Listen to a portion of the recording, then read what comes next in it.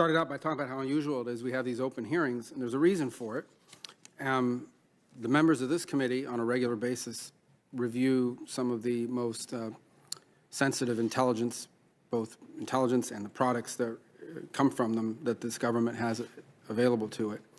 So I think it should send a powerful message when you see that on issue after issue relating to China, issues that some would argue are outside the purview of what this committee has traditionally looked at, technology, academia, influence operations, global diplomacy, industrial policy, that it is members of this committee that you see in the lead on so many issues relating to China. Because the members of this committee have because of the role they play, have a very unique insight into this horror show that's playing out before our eyes in the 21st century. The title of this hearing is The Long Arm of China. The long arm of China is not some futuristic threat. It's already here. China is stealing between $300 and $600 billion a year. $300 to $600 billion a year of American technology and intellectual property. They hack into networks and they take it. They use venture capital funds to buy promising technology startups. They hide their ownership, by the way. They partner with universities on research, and then they steal that research, often research whose seed funding came from the U.S. taxpayer. They force American companies doing business in China to give the technology over to them. And I think the other thing most people don't realize is China already has tremendous influence and control over what Americans are allowed to say or hear about them or many of the other issues in the world. Hollywood is so desperate, for example, to have their movies shown in China that Hollywood won't make a movie that the China communist censors don't approve.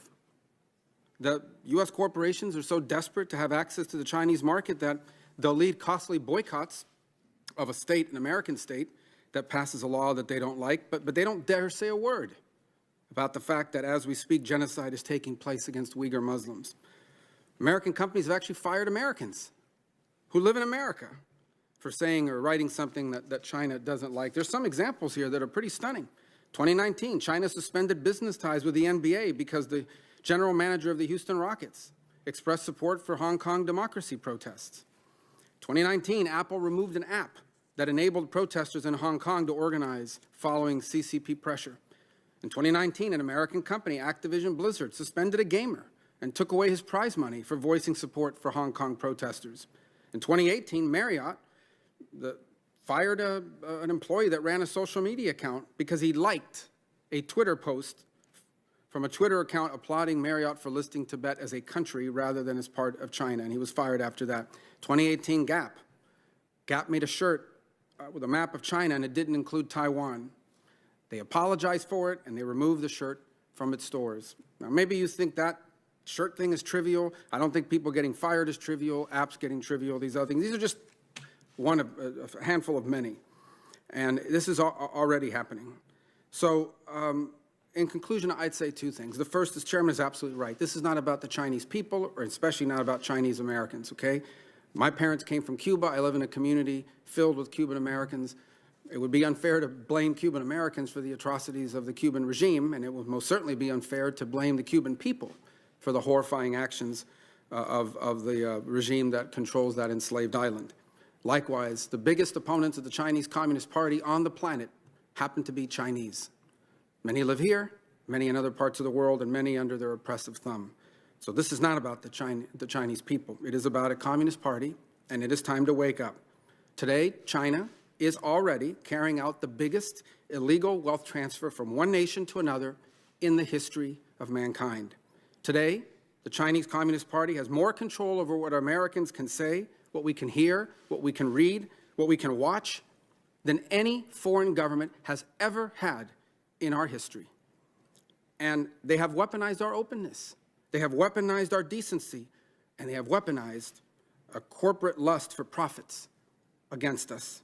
And if we don't wake up and we don't address this now, the America our children are going to inherit very soon could very well be one where the sanctimonious preachings, as someone once said, the sanctimonious preachings of a genocidal communist tyranny will be the only thing that Americans will be allowed to hear or say about China. So I'm glad we're having this hearing. And Mr. Chairman, just as a point of privilege here, One of our longtime staffers, today's his last hearing with us, Paul Matulik. He's been with the committee, he's been 16 years, worked with Senators Hatch and Chambliss and Burr and Cornyn, and now here with us. And so he's retiring, and we hope, as all retirees should, he's moving to Florida. We don't know, but that's what Americans do. And but anyway, we want to thank him for his service to the committee, and we hope our last hearing will be a memorable one. So thank you for your service, sir. Well,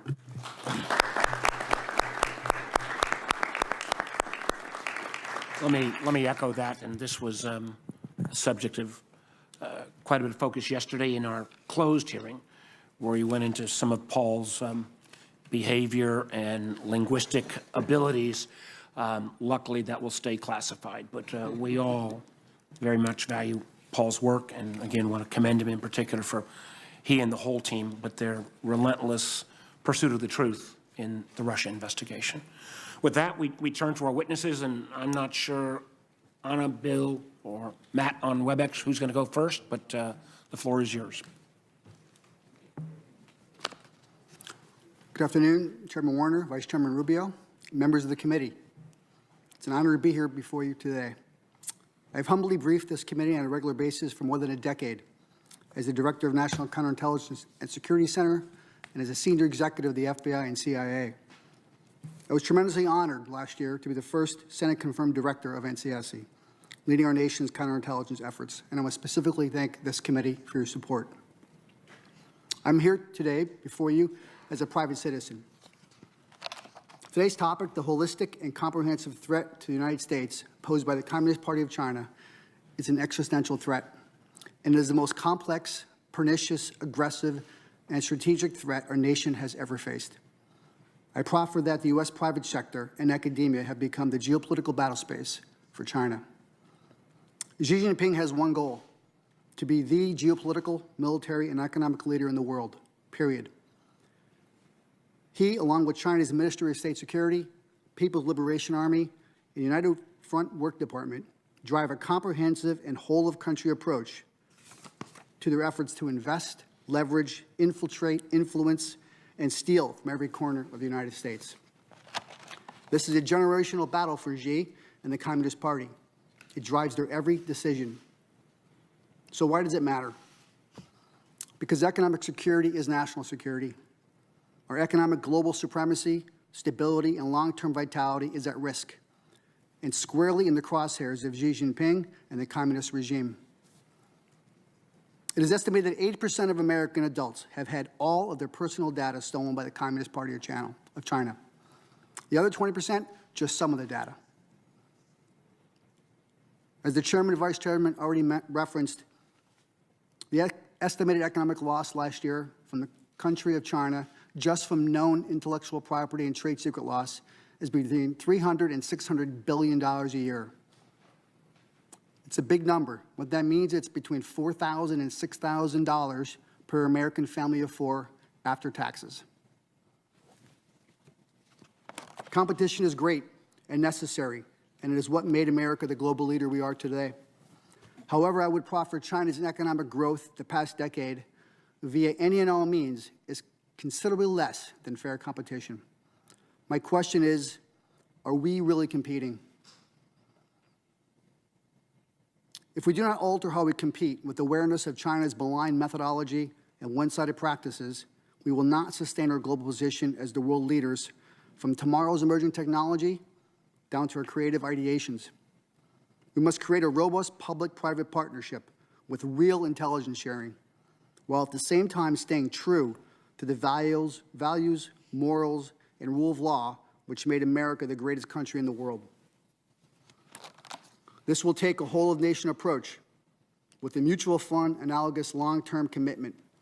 Such an approach must start with a contextual awareness campaign, reaching a broad audience, from every level of government to university campuses and from boardrooms to business schools. The why matters. As an example, Huawei is a national security threat to the United States. This committee is aware of that. But we do not effectively explain to America why.